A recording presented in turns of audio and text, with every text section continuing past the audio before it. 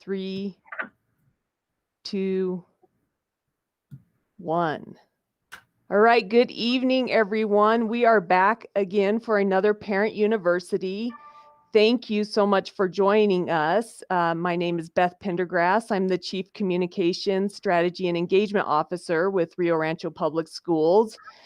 Tonight's presentation, we will be talking about special services and plans for students with disabilities or students who are gifted and other students who require special services, so that we can go through their plan and you can understand what that will look like for the 2020-21 school year.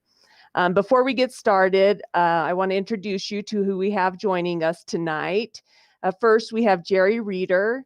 He's our Executive Director of Special Services.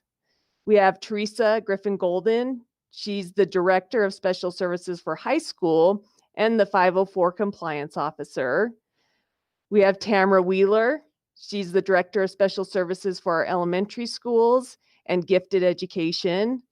We have Jacqueline Denton, who's our Director of Special Services for middle schools and ancillary services. We have Sonia Trujillo, who's our Special Services Instructional Coordinator. And we have Mary Scowland, who's our Rio Rancho Cyber Academy Special Education Instructional Leader. And so I want to thank them for joining us this evening. Before we get started, I'm going to kind of go through the process for what tonight will look like. We have scheduled an hour for the presentation and then 30 minutes for questions. We're going to try and get to as many questions as we can, and then we'll be finishing at 7. If you have a question tonight that's not answered, you can send it to RRPS reentry plans at rrps.net. And we've been responding to those or sending them out to the appropriate individuals to respond to those. If you do have a question, you're watching this via our RRPS YouTube channel, and we've opened the comment section. So what you'll need to do is you put your question in the comment section, and that's how we capture those questions. Please refrain from using that area to put general comments or have a discussion, as we want to make sure that we're capturing the questions that come in.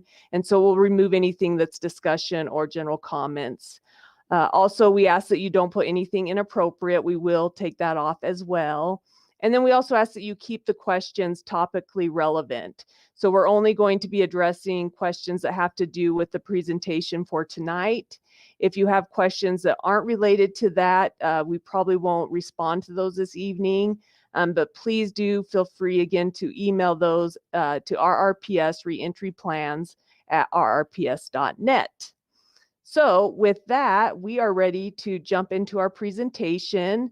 I am going to turn it over to Jerry Reeder, again, the Executive Director of Special Services, to begin presenting. Thank you.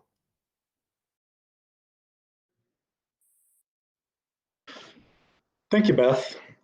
First of all, I just want to thank my team of directors and the Special Education Instructional Leader, or SEAL, at your school. You know, even though they were supposed to all have time off this summer, they've all been working very hard to ensure that we get services for all our students this year. And I want to thank Sonia Trujillo, our Special Ed Instructional Coordinator, and Mary for joining us tonight. Next slide, please. Oh, one more.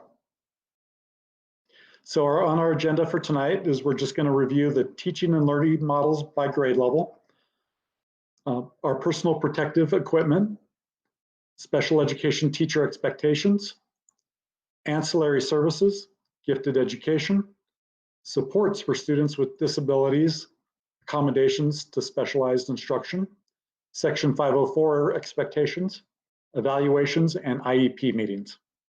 Next slide.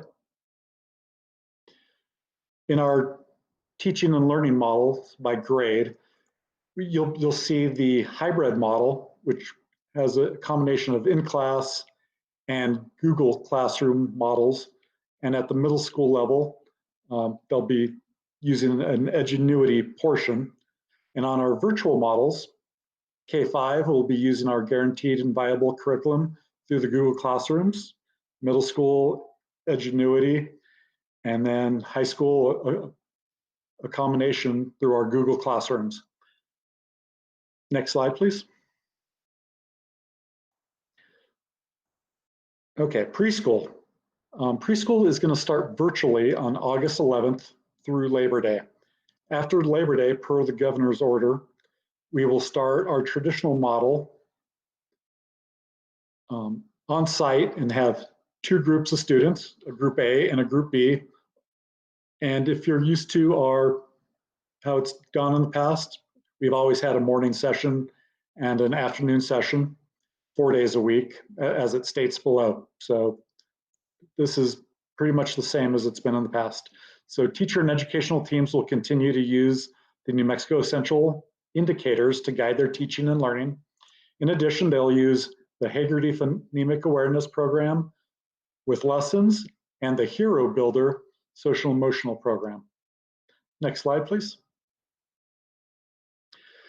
The preschool is also going to use a virtual option for this year. Through the virtual option, they're going to do pretty much similar to what we're going to be doing live. The teachers and educational teams will continue to use the New Mexico Essential Standards to guide the teaching and learning. In addition, they're going to also use the Haggerty Phonemic Awareness Program with lessons and the Hero Builder Social Emotional Program. There is a specific reentry document for Shining Stars Preschool that will be posted as soon as it gets approved. Next slide. Okay, due to the governor's orders, we have a plan from August 7th through September 8th. So August 7th through Labor Day. So based on the governor's public orders, an earlier reentry schedule will be implemented for students with the most significant disabilities and educational needs from the following small groups, special education classrooms, and programs.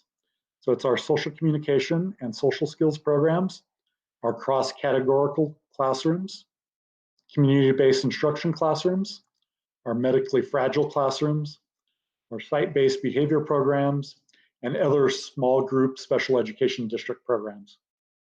Next slide, please.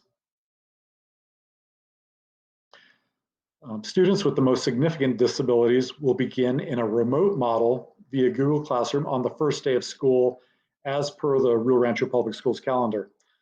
The school reentry dates are August 7th for middle and high school and August 11th for preschool and elementary. Next slide.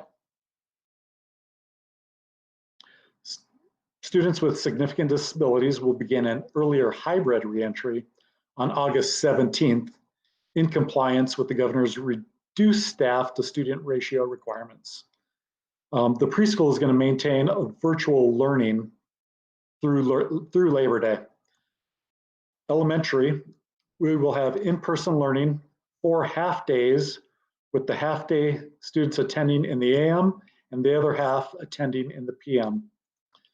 The middle school and high school programs will be in-person learning 2 full days with the half day, with half of the students attending on Monday and Tuesday and the other half attending on Thursday and Friday. Next slide, please.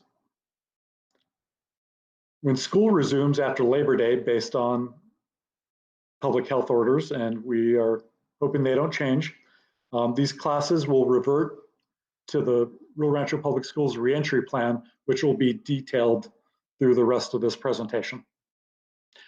Next slide, please. And I'm going to turn it over to Teresa Griffin-Golden at this point. I think it's me, Jerry. Tamara Wheeler. I'm taking this next slide. We're going to talk for just a few minutes about personal protective equipment, PPE. What about students who do not or cannot wear a face mask? Rio Rancho Public Schools requires all staff and students to adhere to the public health orders to social distance and wear face masks. For students who have developmental disabilities, sensory integration concerns or tactile sensitivities, certain mental health conditions, or limited cognitive ability, who may have a negative reaction to wearing a mask, The child's appropriate team will work with parents to, number one, to help children become more comfortable with wearing a mask. Number two, to accommodate the child's needs in a manner so that the child can wear a mask. Or number three, to identify alternatives that ensure safety for students who cannot wear a mask due to medical or other conditions. In relationship to number one, we do want to help children who can, with our support, become more comfortable with wearing a mask. And some of the ways that we can do that is to show children pictures of other children wearing masks. We can create a mask on a favorite book or character. We can discuss how masks help keep everyone safe and healthy. We can create or develop social stories. And we can practice wearing a mask for short periods of time and increasing that incrementally as the child is able to tolerate the mask. Accommodations that we can also consider in terms of a child who might be having difficulty wearing a mask is to consider use of special straps or different forms of a cloth or try a different fit of the mask. Alternatives that ensure safety, use of a face shield, and we can also increase social distancing in the room if possible. Next slide.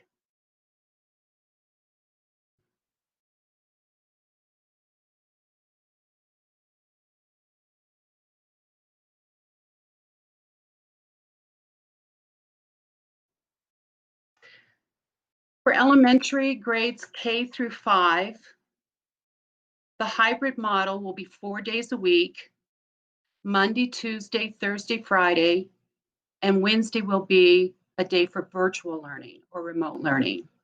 The class sizes will be approximately 50% at each grade level, and staff and students will implement social distancing, and they will also wear personal protective equipment.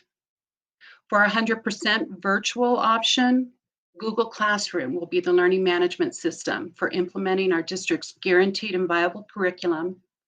It will also serve as a communication tool to connect teachers with students, and it will also help us to provide for students who are on alternate assessment and utilizing curriculum aligned with alternate standards. Next slide.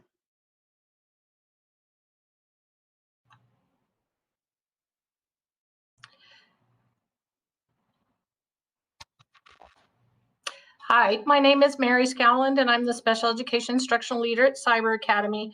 And I'm going to give a little bit of information about Edgenuity because the district is going to use Edgenuity with many students in grades 6 through 12. So Edgenuity, as you can see on the slide, is a web-based curriculum program. It's a complete system to include asynchronous lessons. So what that means is it's available anytime, anywhere. So a student can work on it at midnight, a student can work on it during the day. It's available. So that's what asynchronous means, is that it's not where they have to be on that lesson at a certain time during the day. Now, teachers may require that separately, but that's not within Edgenuity. There are lectures within Edgenuity given by that are through a teacher it's pre-recorded that comes from Edgenuity. So the lectures online are not Rio Rancho public school teachers. They come from Edgenuity. There are assessments within the program. Things are graded right away. As soon as a student submits, they receive that immediate feedback. Pacing guides, which show students how much they should be doing each day, where they should be in the course. Attendance session and progress reporting. So we're able, as educators and parents, can see exactly what the child did, how much work they did, what they accomplished, and progress is available within the system. It's going to be used as a tool by Rio Rancho public school teachers to improve student outcomes for secondary students. Next slide. So I wanted to show you just a sample format, like what is a lesson made of? So there are lessons within Edgenuity, and if what I'm showing here on the screen is a sample lesson from a 6th grade math course. And so you can see that within this, there's a unit. So lessons combine to make a unit. So you can see in this example, there's 5 lessons, and then at the end, there's a unit test. So I clicked on the first lesson, the coordinate plane. So when a student goes into that lesson, they're first going to have a warm-up. And that's just a very quick introductory activity to kind of get them introduced to the concept. And you can see the concept of that lesson is the coordinate plane. When they finish the warm-up, they'll go straight into the instruction. The instruction might be a video with a teacher, a video of a teacher explaining the concept. Students have to watch the whole video. They can't skip ahead. They can go back and replay the video if they miss something, but you can't fast forward through it. Then there'll be a summary, and then there'll be an assignment. So that's the independent practice for the student. And then at the end of the lesson is a quiz. So the quiz is what's going to show if the student understood that concept. If they don't pass the quiz, then that alerts the teacher and the student that they need some help. They can take the quizzes multiple times, but that's, let me go back. So they can take a quiz. If they don't pass the quiz, they can try it again, and then they're stopped right there. So that will be a point where the teacher has to work with that student to help them understand that concept. The nice thing about Edgenuity is that it's all there, and it's very sequential. And so students cannot skip around. They will have to do every piece of instruction as they go. So if they pass all of the quizzes and finish those first 5 lessons, then they will have a unit test. And they will have to pass that unit test to be able to go to the next lesson. So what students like about this is, it, like I said, it's very sequential. Everything is in there. It's very routine and orderly. Each lesson takes, we estimate between 45 minutes to an hour to do this math lesson.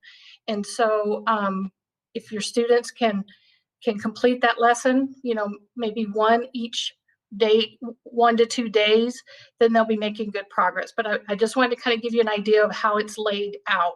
Okay, next slide. Okay, so for students that have IEPs at Cyber Academy, you know, I've worked at Cyber Academy for 5 years, and so I thought it might be helpful for parents to kind of see that accommodations can be provided using this format. And so there's a chart here that kind of shows on the left some accommodations that your student might already have at the brick and mortar school, and how they could be applied towards Edgenuity. So the first one, like the copy of notes, for some Edgenuity classes, there's guided notes. And so those go right along with the lesson. It's something that the parent or teacher could print out. And then the student can follow along with the lesson and fill in certain key concepts, okay? If they're not at that level of ability where they can take their own notes, sometimes I have been able to get a copy of a peer's notes, you know, take off the name, make sure I have that student's permission to provide those notes. So that's just an example of how it can be done with Edgenuity. You can go ahead and look at some of the other options that I have there. If a student does poorly on an assignment, a teacher can see that and go back and reset that assignment that will push that student back to that assignment, and they won't be able to move forward in the course. One thing I notice about Edgenuity is its full accountability. If a student's in a traditional classroom, sometimes they might not turn in an assignment, they might just not do it, they might lose the paper. But in Edgenuity, you have to do each single activity to move forward. You cannot skip anything. The read aloud that some students need, Edgenuity has a nice built-in feature that you can highlight text and it will read that text to you. The daily, weekly visual schedule is very important. If you're working with your student on Edgenuity at home, you're going to really need to make a calendar so that they know what they need to accomplish each day. And your general education teacher or your special education teacher can help with that. There's an Edgenuity email system where the teachers, and that's real important for your student to pay attention to, because teachers will be sending information through that secure email through Edgenuity. So if they're not paying attention to that, they might miss something critical. Myself as a special education teacher, I can also communicate and check in with my students in the morning and kind of say, what's your plan for work? Or I noticed that you haven't worked on this class. Do you need some help? And so your student's going to get very proficient at sending emails back and forth to teachers. Some of these accommodations are given outside of the Edgenuity system. Like if a student needs a graphic organizer, that's something that the teacher or the case manager can provide that's not within Edgenuity. An alternate writing prompt, sometimes there's a writing prompt and the student just, cannot, grasp that concept or really just can't do that. Some students need a choice of writing prompts. So that's something that the teacher does to personalize that class. Next slide. Hi, this is Jacqueline Denton. I'm going to talk to you about middle school. For the hybrid, just like our elementary, students will be in school 2 days, Monday, Tuesday, or Thursday and Friday, with 3 days of virtual at-home instruction. Class sizes will be at 50% per grade level. Staff and students implementing social distancing. Staff and students will be wearing protective equipment as well. And then the curriculum is Edgenuity. For 100% virtual, the curriculum again is Edgenuity, along with Google Classrooms to be used for any of the students for some of the electives, a communication tool to communicate with teachers, and students on alternate assessment aligned with alternative standards. Next slide.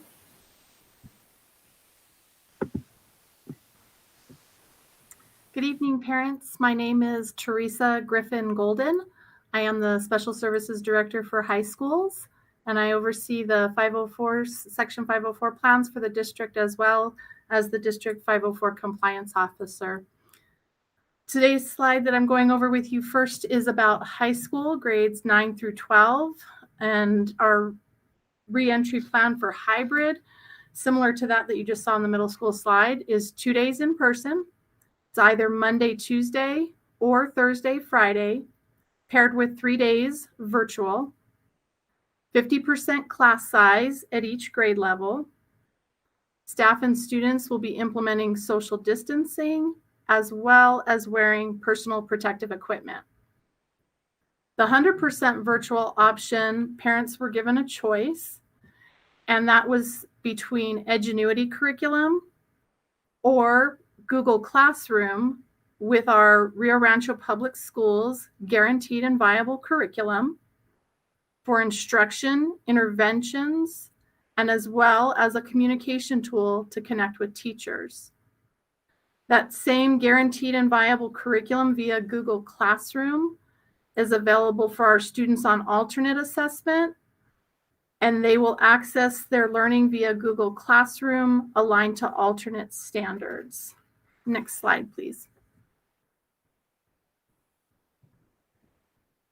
Hi, everybody. This is Sonia Trujillo, the Instructional Coordinator for Special Education.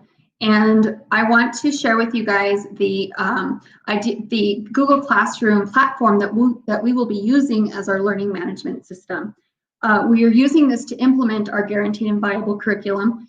And we're also using it as a way to access all of our students for meetings and providing the instruction that they need and accommodations when using the Edgenuity platform as well. So it will look different if they are using it in Edgenuity, but Google Classroom will be used universally K through 12. So next slide, please. There is going to be quite a bit of expectation for all of our teachers in our district around the use of Google Classroom. And even within our special education teachers, we are going to train them and make sure that everybody understands the guidelines and the need that we are accommodating our students, and we're making sure that they are provided the access to lessons, activities, and assessments that they need. Things and tools that our teachers will all have universally will be things like the week at a glance. So it's a one-stop shop for everything the student needs to know that week. So there's no question, families can plan, they can really dig into how it will align with their schedules at home. Case managers will have weekly consultations with students and families as need, based on, maybe it's just the student, maybe the family will be involved with those consultations, but we want to ensure that there is regular contact with your case manager for those consultations. And through Google Classroom, there's clear expectation and guidelines for what our students will be doing in order to have many opportunities for practice and feedback between teacher and student. So those expectations are going across the district, and they will be for not just our special education teachers, but our general ed teachers and inclusion classrooms as well. So next slide.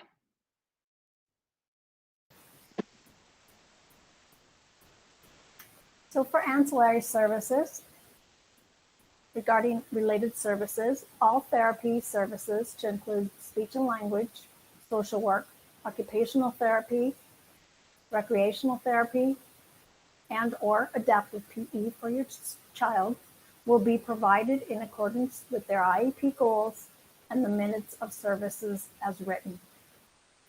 For the delivery, all related service providers will utilize Presence Learning, which is a dynamic and secure therapy platform. Students on the 100% virtual schooling will receive their therapies via this platform. Services may be delivered virtually on days of home instruction to minimize disruption to the limited time students have for direct instruction. Therapists may push in to small group classrooms following the PED requirements for social distancing, protective equipment, and no mixing of groups. Next slide. For our students that are gifted and talented, families of students with giftedness may select either the hybrid or the 100% virtual learning model at the appropriate level, elementary, middle, and high school. Gifted-only IEPs will be implemented as written in accordance with the student's IEP goals and service minutes. Next slide. So we just wanted to take a moment and also let you know and assure you or reassure you that your children's IEPs will be followed during this time period. Everything from their accommodations to their specially designed instruction and their services, the district will still provide for them. We wanted to just define a few of those terms for you. We've talked a little bit about accommodations, especially as it relates to Edgenuity curriculum, but I want to reassure you that whether the student participates in their learning through a hybrid model or virtually through Google Classroom with our guaranteed and viable curriculum or Edgenuity, all their accommodations and services will indeed be provided. The specialized instruction, of course, is developed by IEP teams and provided to help the student achieve their IEP goals. Specially designed instruction, or as we sometimes refer to it, SDI, is when we adapt as appropriate to the needs of an eligible child, either the content, the methodology, or delivery of instruction. And I'm going to talk about those terms over the next few slides just to reacquaint you a little bit. But we adapt those items, content, methodology, or delivery of instruction to address the unique needs of the child that result from the child's disability. What makes the specially designed instruction truly individualized and specially designed for a student with a disability and different from what general education students receive is how the instruction is linked to the student's IEP goals and objectives. Specially designed instruction is planned, it's organized, it's meaningful in that it's intentional and systematic process that specifically addresses the student's needs as expressed in the IEP goals and objectives. So a lot of planning, as you know, goes into the IEP meetings that equates to the overall plan, what we are going to do, and we are still going to implement those plans. Next slide, please. So content, just to break these concepts down, is simply the knowledge and skills being taught. Next slide. Methodology refers to the varying instructional strategies and approaches used by teachers to teach content to the students with disabilities. Teachers may consider multiple methodologies that meet the needs of individual learners. With methodology, there is flexibility at the teacher's discretion. These instructional strategies and approaches implemented by the teacher supplement what is used with typically developing same-age peers. Next slide, please. Delivery of the specially designed instruction refers to the way in which the instruction is delivered. Some examples may include providing intensive instruction with reduced staff to student ratio, or providing more frequent instructional opportunities than that which are provided to general education peers. Delivery of specially designed instruction will occur within hybrid learning models as well as virtual learning models. Next slide. I'm going to talk to you just a little bit about Section 504 and some of our processes, and reassure you that our implementation of 504 plans will also continue during these different learning models. The district still has a responsibility to ensure that we provide free and appropriate public education, FAPE, under Section 504. The provision of FAPE is what that equal access that we ensure that students have to the educational environment. Whether that educational environment is delivered via hybrid model or virtual model, we still have to provide equal access with the student's approved 504 plan, adjusted, albeit for the appropriate to what the educational environment is. 504 meetings and 504 evaluations must still take place, albeit we'll be doing those items virtually and or telephonically with you as parents. And of course, we still must implement the 504 plans. I want to bring up that when we showed the accommodation slide earlier for Edgenuity, I noted that it talked about IEP accommodations, but the same holds true for 504 accommodations, and I just want to make that point clear. Next slide, please. So accommodations and services, I want to reassure you under 504 that each of our school sites have a school site Section 504 coordinator. They will be reviewing their assigned students' existing 504 plans, and in collaboration with the students' teachers and you as parents, they will be reviewing those to determine which identified accommodations or supports continue to be applicable within the educational environment that the student's participating in, whether that's, again, hybrid, virtual, what have you. They need to make sure that, which of the accommodations are appropriate for the environment that afford the student the opportunity to participate in and receive equal access to the general education curriculum being taught by the teachers. Any decisions regarding continued implementation or non-implementation of individual 504 accommodations or supports must be communicated to each student's parent in writing to keep you well informed. Next slide, please. Okay, so now moving on from instruction and accommodations to evaluations. Schools will continue with child find activities for all children ages 3 through 21 with known or suspected disabilities. This means that evaluation teams will consider the most appropriate way to conduct evaluations in a manner that is consistent with the current NMPED guidance regarding school services. Next slide. The NMPED guidance states that at least until August 3rd, 2020, schools have been advised that face-to-face in-person interactions with students are not permitted.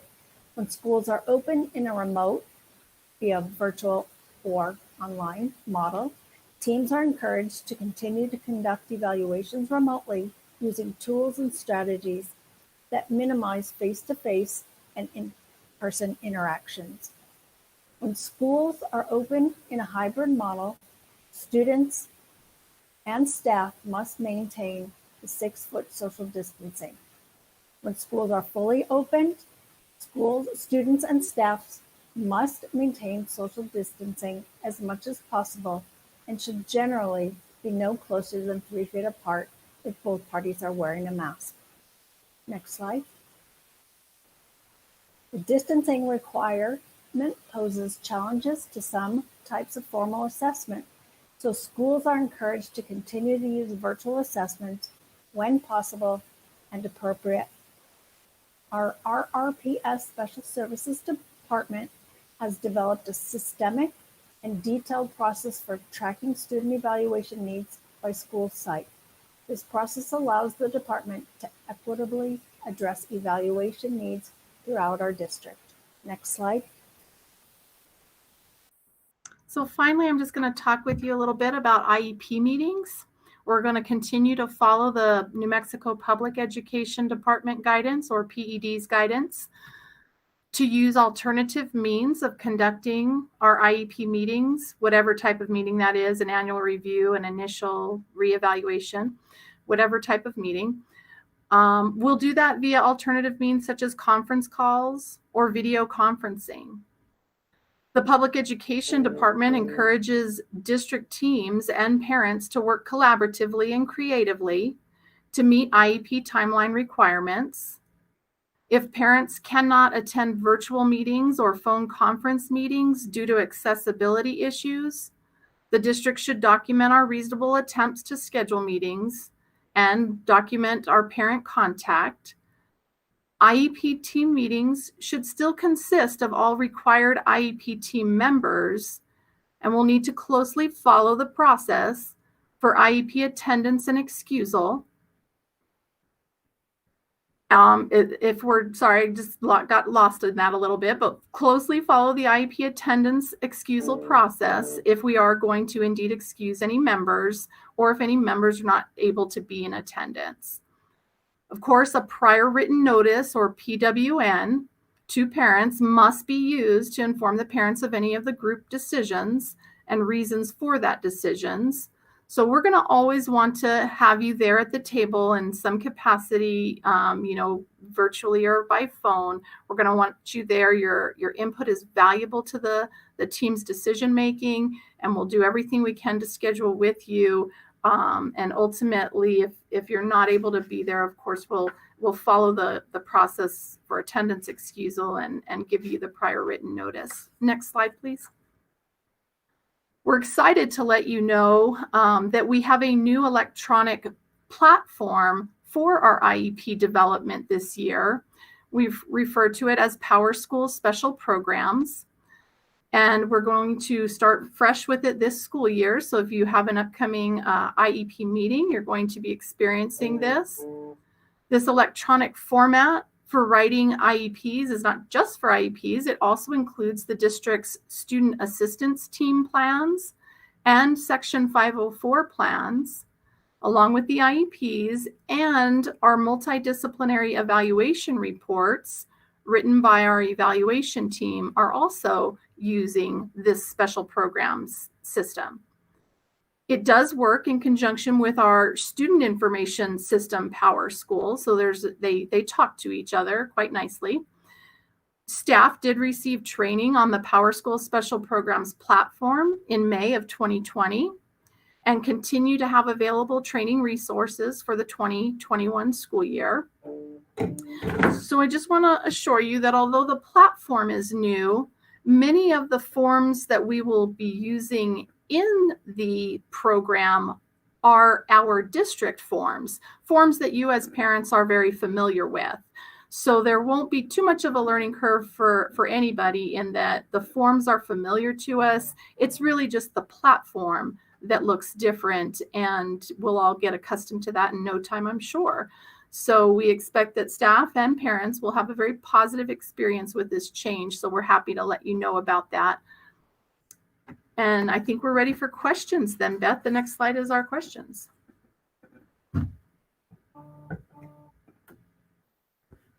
Great. Thank you all. I'm going to stop presenting. And if I can get everyone on camera, we are going to start our questions for our panel this evening.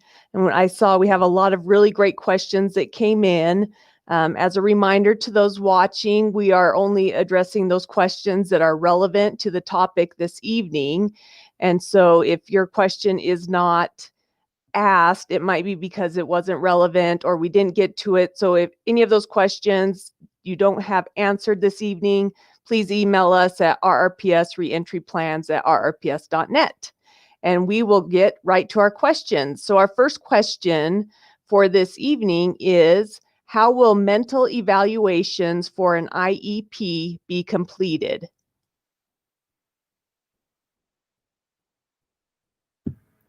So I can tackle a little bit part of that.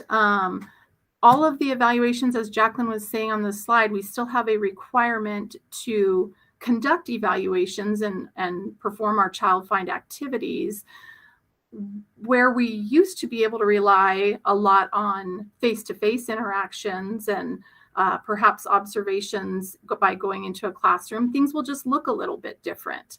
We may have evaluation staff that are making an observation on a virtual classroom. There will certainly still be a measure of collecting information from a variety of sources. We will use existing data where existing data is, and pull together some of those things. We are also using a new platform in Presence Learning for doing remote evaluations. So each child's evaluation will be individually determined as to what part of or what pieces of data do we have, what pieces of data do we feel are missing that we still need to collect, and we'll put that information together to do the best evaluation that we can do and take it to a committee to weigh in on any determinations. If anybody else would like to contribute or add anything that I left out, please feel free. Looks like we've got it. Thank you. All right. Our next question. Will students still be tested for gifted? How do we request that, and how will those tests be conducted?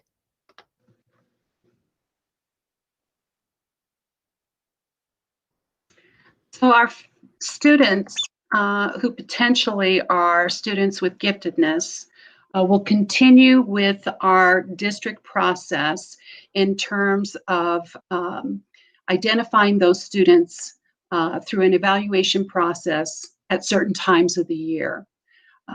Typically, our process begins in the second grade with a referral by the general education teacher in consultation with the teacher of the gifted. We offer testing opportunities, evaluation opportunities in the fall, and we offer them again in early January, middle of January. Parents may talk with their teacher if they are outside at the second, third grade window, may talk with the teacher. Gifted teachers are available to consult with general education teachers and identify whether the student is indeed a child with potential giftedness, whom we might need to refer outside of the second and third grade window. But the process will continue on. We will also be looking at some remote ways in which to assess students for their giftedness. Excellent. Thank you. Mm-hmm. Okay, our next question. How will special education services be handled for the Montessori pre-K?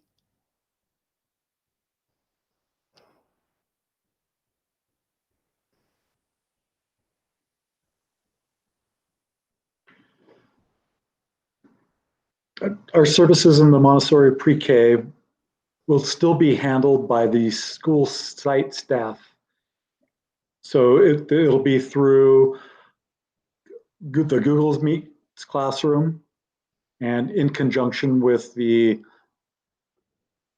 staff at Sandia Vista. Thank you. Okay, our next question. How much contact will middle school students have with teachers if they are watching pre-recorded videos in Edgenuity?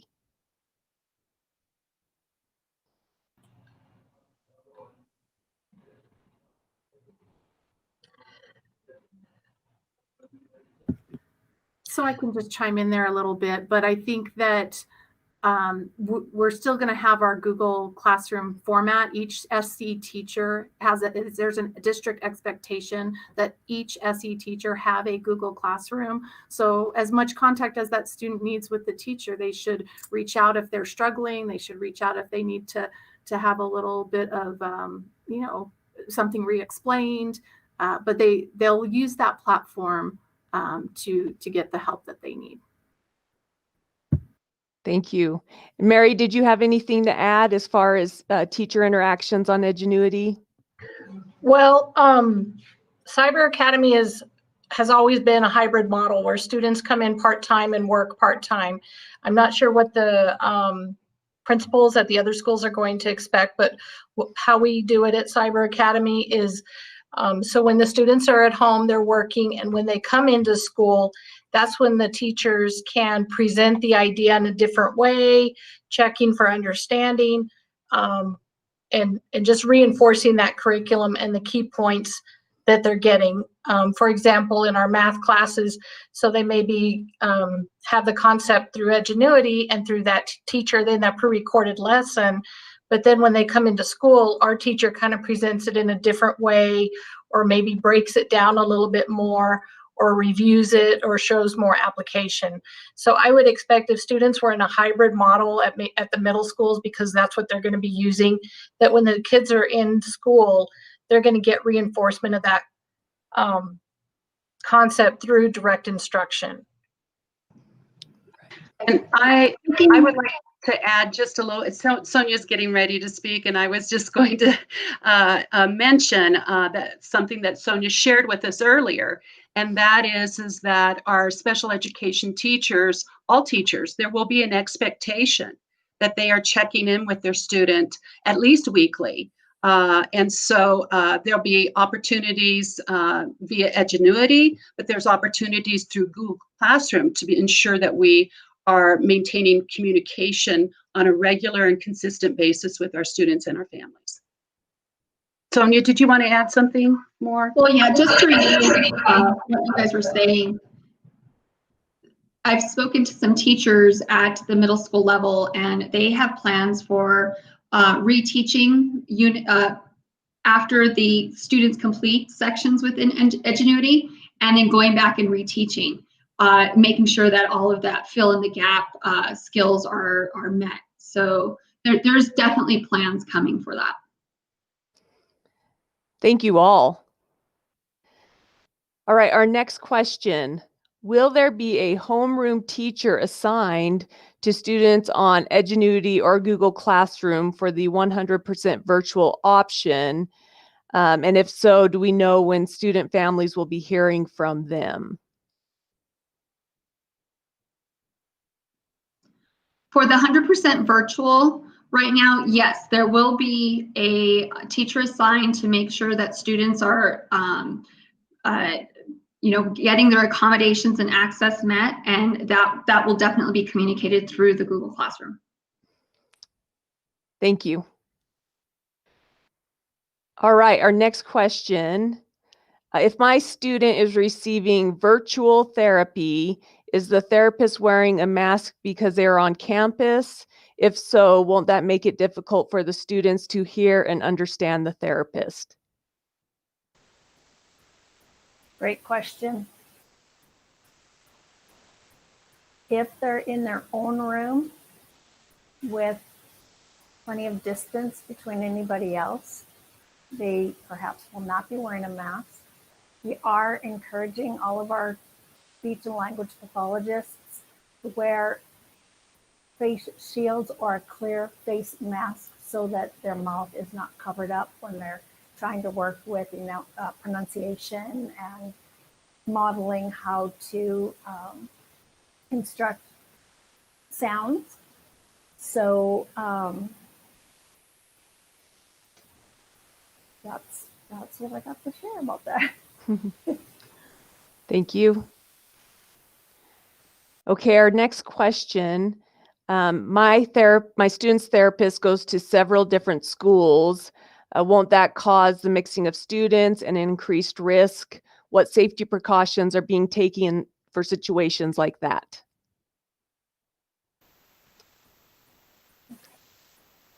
So one of the plans for our therapists is to minimize, as I mentioned earlier, to minimize disruption of direct service or direct instruction, which is only 2 days a week for most of our students. We've talked about having those ancillary services on the days that they're at home. So in that case, your therapists will not have to be going from school to school, student to student, and then meeting up with your child. For our few therapists that do go from campus to campus, they typically designate a day that they go to a particular campus. And I imagine they're going to try to do the same thing so that they're not mixing students from place to place.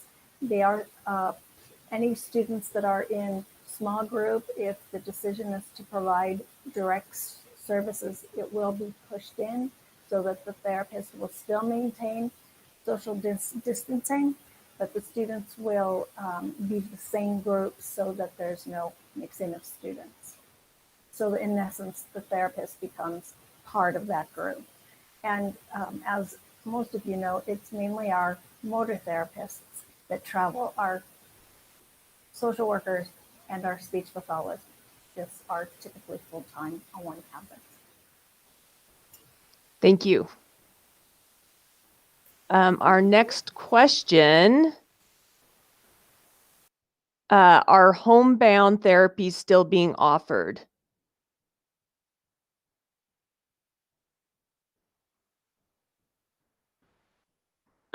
Yes, depending on the student's needs and medical conditions, we can still offer homebound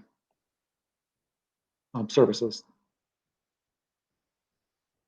And I'm assuming you would ensure that all the staff have the appropriate PPE in those cases and as necessary. Absolutely. Great. Thank you. All right, our next question. If I don't feel my child's IEP is appropriate for virtual learning, can the goals be changed? I think anytime we have a concern like that, we should be reaching out to the student's case manager teacher to request an IEP meeting. Great. Thank you. Our next question.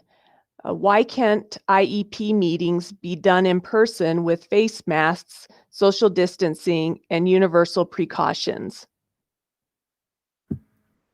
Generally, my experience is the size of the room that we have and the number of people at the table is not allowing for 6 feet social distancing. And so that's why we're looking to alternative means to make that happen.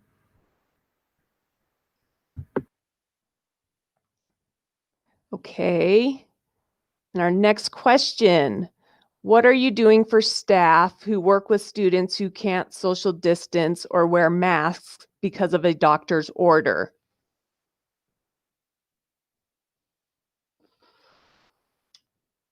We are ensuring that all staff have the appropriate PPE in their classrooms when working with students that have social distancing, where they're not able to maintain proper social distancing. And they will have the appropriate number of changes of gloves and masks and gowns if needed. Thank you.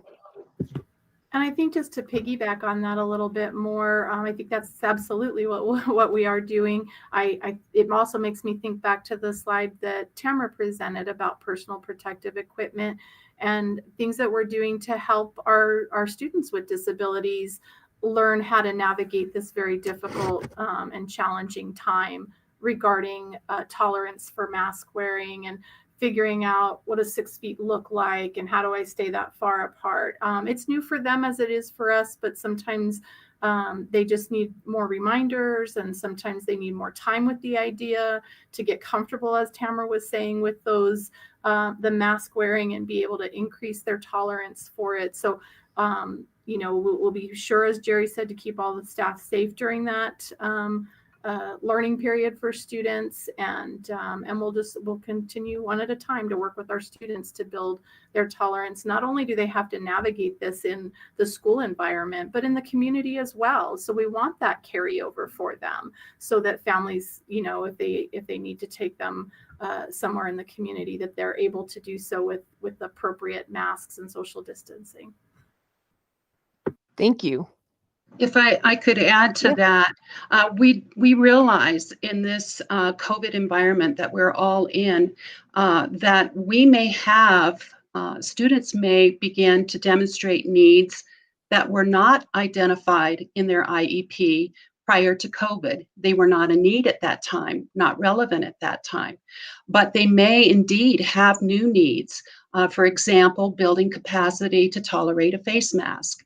And so an IEP team or 504 team or other team may be able to meet together and develop a plan via the IEP to be able to increase the child's ability to wear a mask and to protect their face. Thank you. Mm-hmm. All right, our next question. What is presence learning? Is there a learning curve for my student to use it, or a learning curve for therapists? Presence Learning is a platform that we selected based on its usability and the training regime that the company provides. All of our therapists will be receiving instruction and training, both for evaluation and for doing virtual therapy. It's a pretty extensive training. And then there's regular clinical open, what do they call them? Office hours. So there's clinical support ongoing for our therapists to contact a therapist through Presence Learning for any kind of support. And there's also IT support for technical support.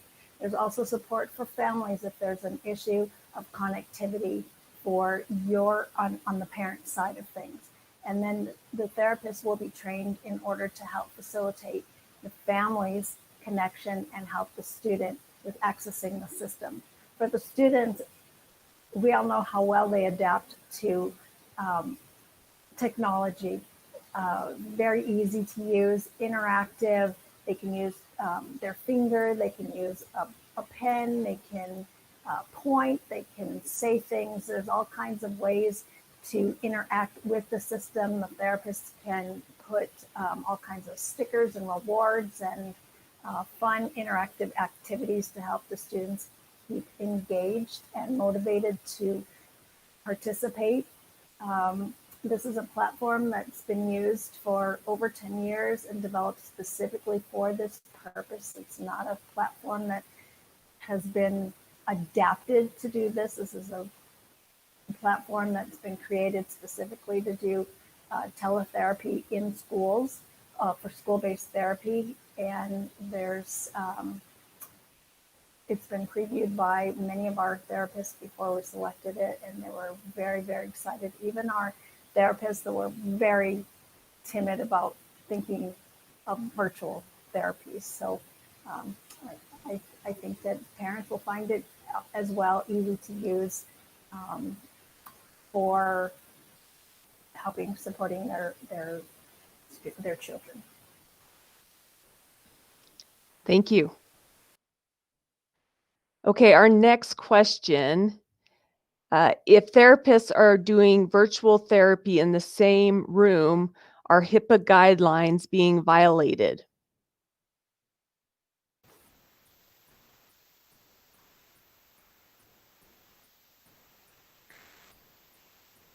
That's a good question. I don't know if anyone else wants to jump in here, but Sure.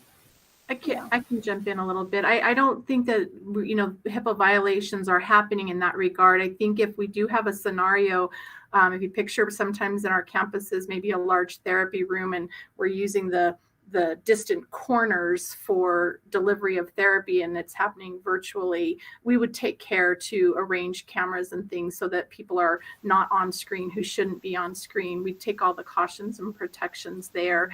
And we probably, it may be that the two individuals that are in the same room might have headsets to, to keep their conversations just there on the platform with the individual they're working with. So we'll take every caution to address that.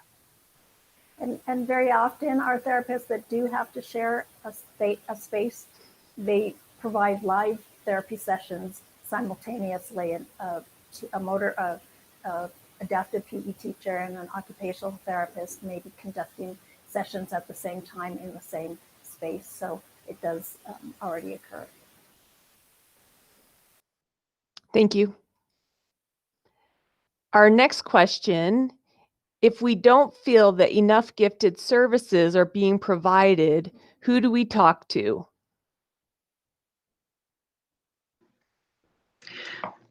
The first person that you point of contact is always the teacher.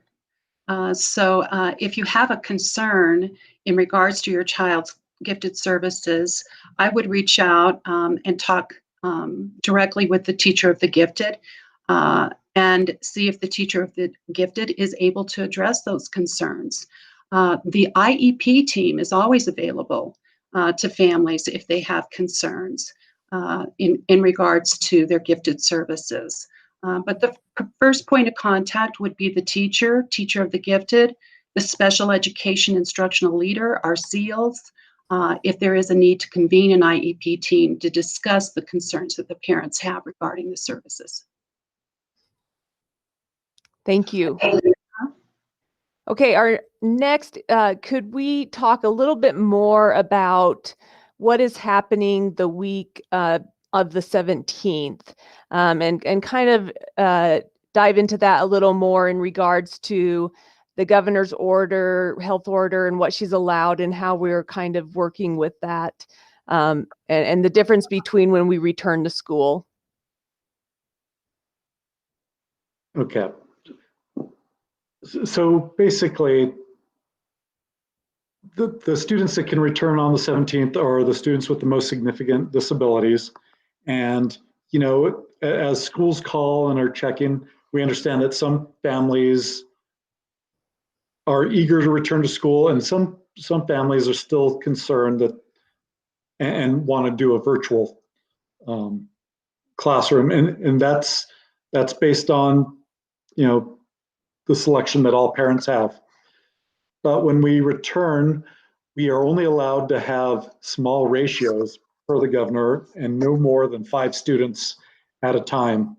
So what the schools are doing, they're dividing up the classrooms of those small group classes so that they can ensure that the numbers are small and so that they are able to track the students at that time, and then in between sessions so that they can clean and sterilize the classrooms well, plenty of time to clean and sterilize the buses. So for example, at the elementary level, because they'll have a morning session and the afternoon session. And it also gives the opportunity, again, as the buses to sterilize, but also to pick up the next group of students. Thank you. All right, so we have a question on schedules, and the schools are working really hard right now on scheduling, and we're doing our best to get those completed. But the question is, if they have an IEP or a 504 and need a schedule change, how will you accommodate that with schedules running a little later than usual? So my thought is, and as you said, Beth, and said it correctly, some of that is still being developed, so we don't just yet know. But I think if they have a concern about their schedule, they can reach out to their teacher and or the counselor. For students on 504, it's the counselor by their grade level and last name. And for students on IEP, it's usually the SEAL and the transition specialist. Great. And I'm assuming we'll work with families to meet their needs in those cases. So great. All right. Our next question. Can you provide an example of how a student on a 504 plan will get help with organization? Will there be a Google Classroom for all subjects or just for electives? Can someone respond to that? So I may piggyback a little bit with Sonia on this one in terms of what teachers are doing as a whole. But again, all of our teachers, we have the expectation that they have that Google Classroom. So where there are needs, where there are need for organizational type of accommodations, again, it's going to be, I can't probably give you an example that's for everybody. They're so unique and individualized in terms of these issues. And so, each plan, there can be elements of organization, but it could be different per student. And so I'm sorry, it doesn't really feel to me like I'm giving you a very straight answer, but they're very individualized. So it's going to depend on the student. What they put in place, what they have in place. Remember, as I said with the slides that I was going over, whatever those plans have in the makeup of them, we're going to have to communicate with families as to, in the environment that they're in, and whether it be hybrid or virtual, what makes the most sense to be delivered in that environment. Sometimes by virtue of changing something from in-person to virtual, it almost sometimes eliminates a certain accommodation need, or it changes it in such a way that it might have to be thought of differently. So it really does depend. I know that doesn't sound like a very good answer, but it will be individualized. And so where you have any level of concern about an accommodation for whatever category that might fall under, or if it's academically based or organizationally based, environmentally based, please reach out to your teacher, and I think that those things will be able to be managed there at that level. And if we need to bring others into the conversation to help with that, we certainly can. If anybody else has any other additional information to add, please feel free. But that's where I think of it. And I'm going to ask Sonia really quickly too on Google Classroom. Sonia, if a student has multiple classes and they're using the Google Classroom platform, can those all be organized into one central area to kind of help with some of that, or do they have to log on separately to each class? Or, is there a way to do that in that platform? So what I was going to say with in regards to multiple Google Classrooms, that will certainly happen at the secondary level as students navigate multiple classes in general, right? So I would suggest that you really advocate with your case manager, who will be consulting with you regularly, to help your student navigate those classrooms and ensure that they are able to access those week at a glance. That week at a glance for each class and content will be critical for organization, right? Where do I need to be? Where do I get the information and the activity that I'm going to participate in? That will all be provided within that week at a glance. So yes, your student will potentially have 6 week at a glance per, because of content. And that's where the case manager will do that consultation piece with that student to help them organize their routine and process for navigating that effectively. And that will be a skill. It's not any different. It is different than going from class to class, because we are no longer physically navigating it. We are navigating it through our PC, right? So it's gonna take some time. It'll be clunky at first, but that will be a skill that we are all embarking on, right? With our current situation and our new way of learning at this time.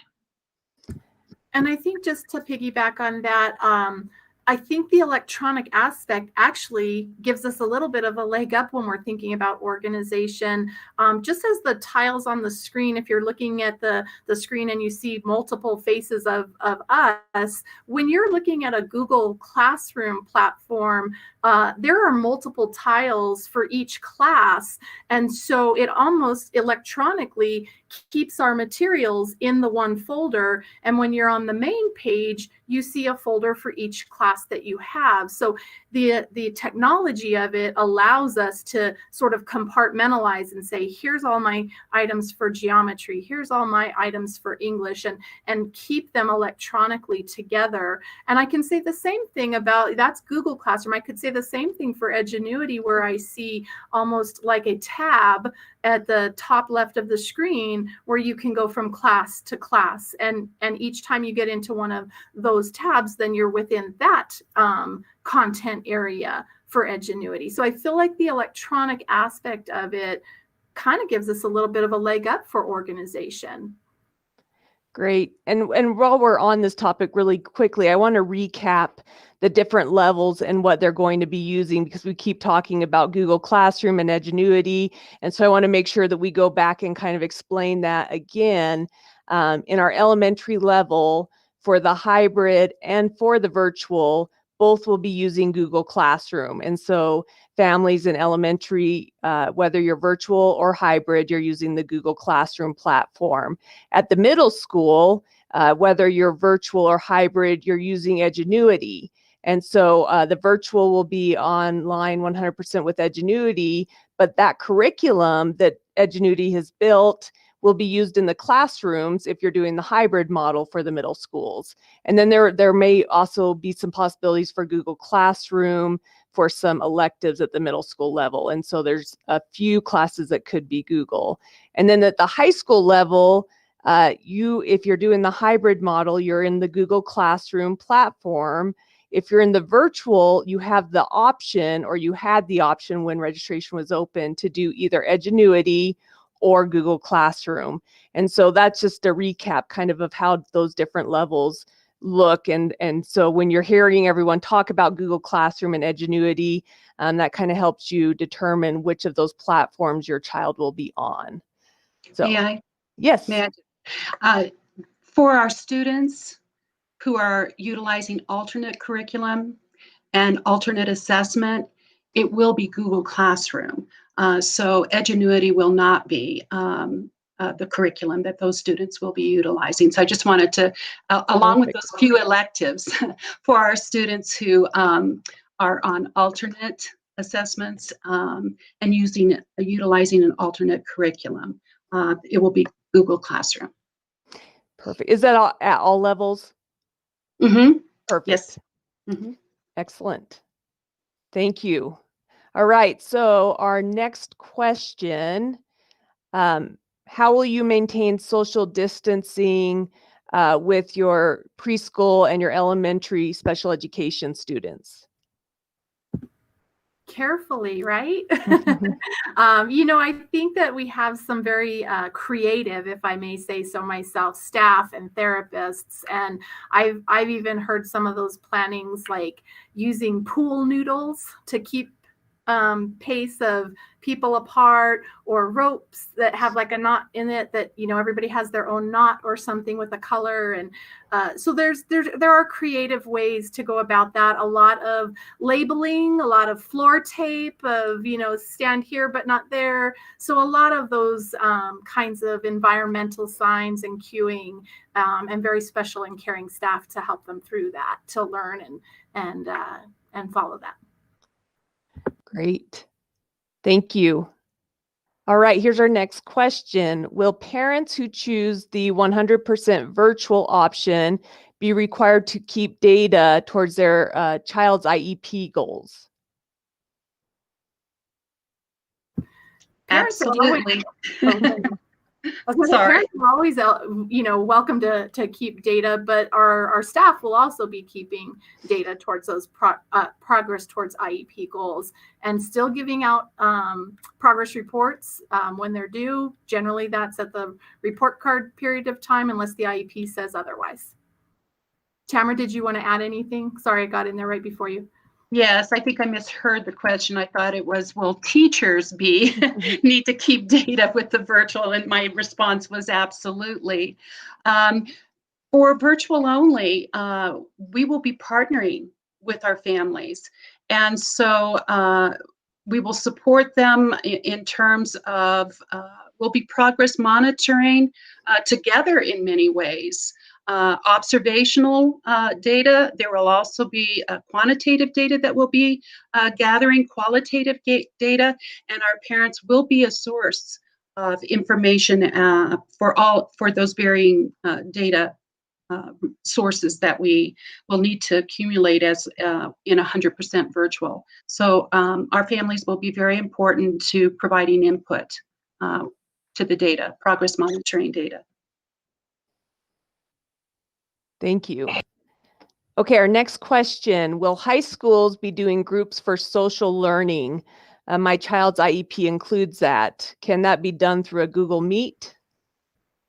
Yes, I don't know if I have the specifics to answer the question, but absolutely the extent that they still have groups that were either coming together in the school brick and mortar building, that they would want to, try to develop those through virtual lens and offer those opportunities. So still being planned for, but probably more at the therapist and teacher level that I don't have the exact details to share.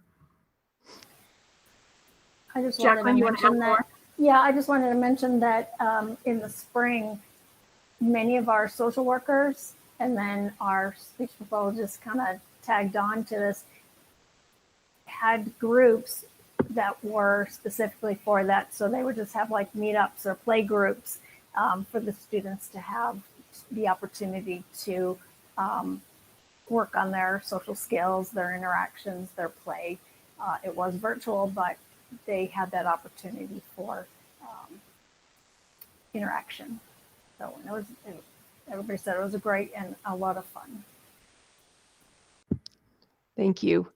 All right, I want to come back a little bit to our discussion around therapists that share rooms and those teletherapy sessions, and really touch back on what Teresa said about ensuring that we are protecting the privacy and confidentiality in those sessions. They want to ensure that the teletherapy sessions are private and confidential, and we are taking those steps. And so I just want to come back to that, and I'll let you add to that again, Teresa, if you want, Sure. but I wanted Sure. to make that point again. Sure, absolutely. And a valid concern. We want to make sure that that we know that we must take these things very seriously. Our staff participate in annual FERPA training, Family and Education Rights and Privacy Act. And so we take our confidentiality very seriously, and we take measures to not share information where we shouldn't be, or to prevent it from being exposed where it shouldn't. Not only just in these environments, but on a day-to-day routine. We don't leave our computers up and running with personally identifiable information on them. We use sometimes screens that protect side views so people don't see in on the information they shouldn't. So we're doing these things all the time. This may feel new to some people, but those kinds of activities are really a routine for us. And please know that we're having these conversations and taking care to protect your child's personal information and in those settings. So I'm glad that it got brought up again. Please know that we'll do everything in our power to protect that information and make sure that we set up things where others can't see them who shouldn't, and that sort of thing.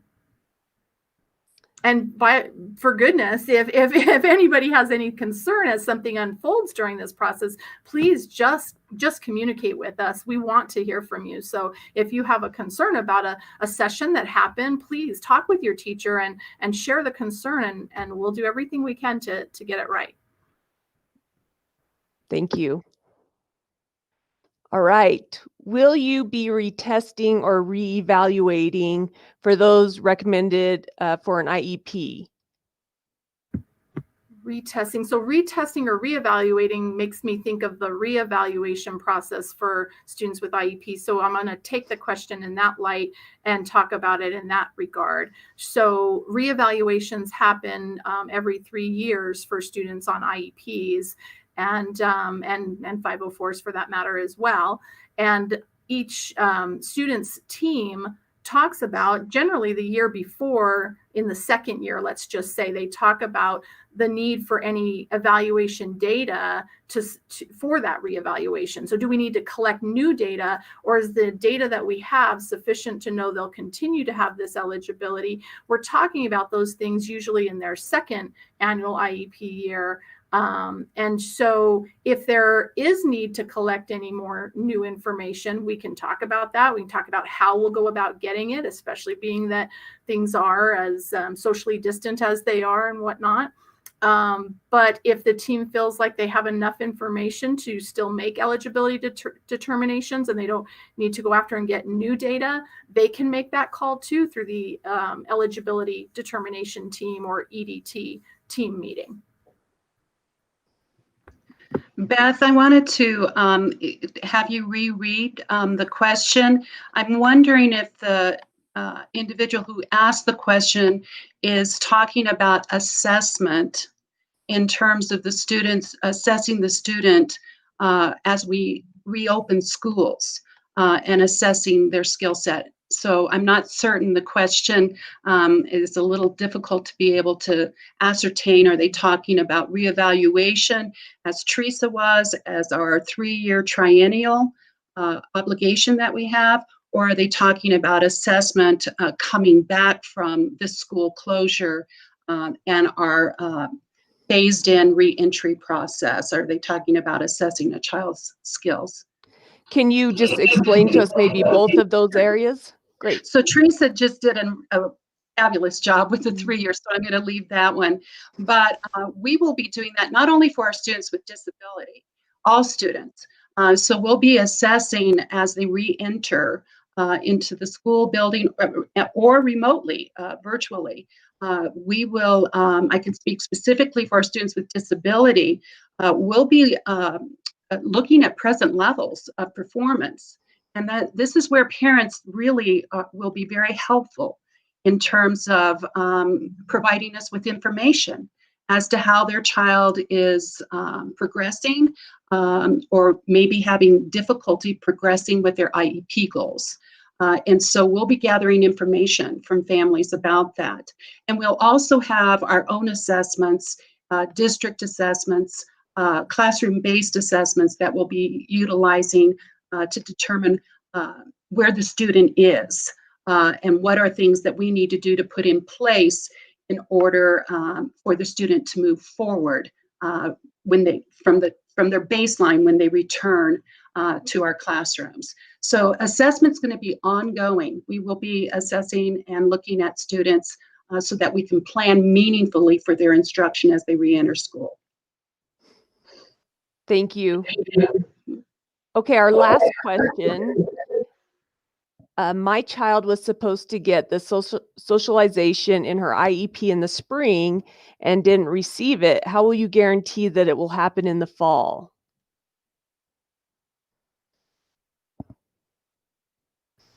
So I'm sorry, I couldn't find my mute fast enough. But first of all, if there's a concern about that, we'd like to know about it. And obviously, we won't be sharing personally identifiable information in this venue. So I'd ask you to please call the Special Services Department so that we can figure out what grade level and who to direct you to about that.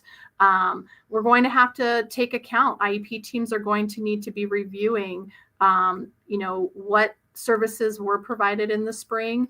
And if there was a service that may not have been provided, we need to know about that. And IEP teams are going to have to be discussing whether that denied the student free and appropriate public education. If there's need for some compensatory service, we're going to have to dig into that and figure that out. Sometimes a missed service may or may not equate to that. So it'll be up to the individual teams to determine those kinds of things. But I would ask that parent to give a call to the Special Services Department and speak with the director at the school level of that child. Great, thank you. I just want to thank all of our panelists this evening, and I want to thank you all for the work you have put in. This has been a lot of work for so many different people preparing for a school year in the COVID-19 times. They're definitely unprecedented times.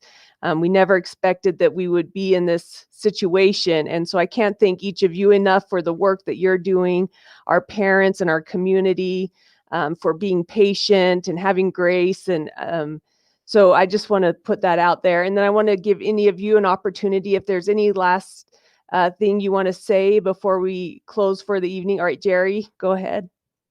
So Beth, I wanted to just make a clarification on the homebound question that came up earlier. While we still have our public health orders, we are actually not allowed to send any staff into the home, but we would run our homebound services through a remote platform. It could be any of the ones that we discussed today.